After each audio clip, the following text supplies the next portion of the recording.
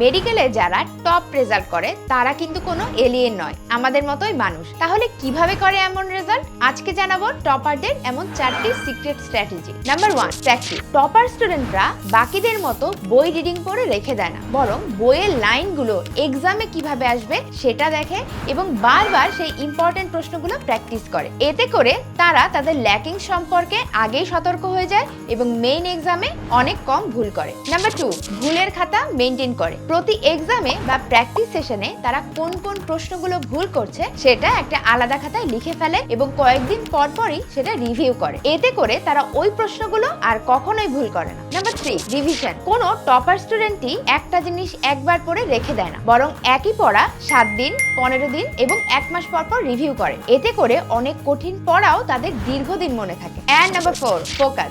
সবচেয়ে বড় কথা হলো যারা টপ রেজাল্ট করতে চায় তাদের ফোকাসই থাকে অন্যরকম। সময় নষ্ট হয় এমন কোনো কিছুকেই তারা তাদের ডেইলি রুটিনে অ্যালাউ করে না, বরং নিজের টার্গেটের প্রতি ফোকাস থেকে তারা সৎভাবে পরিশ্রম করে যায়। তুমিও যদি আজকে থেকে এই 4টি জিনিস ফলো করো তাহলে আনবিলিভেবল রেজাল্ট পাবে। এরকম হেল্পফুল ভিডিও আরো পেতে এখনই ফলো করো আমার পেজ।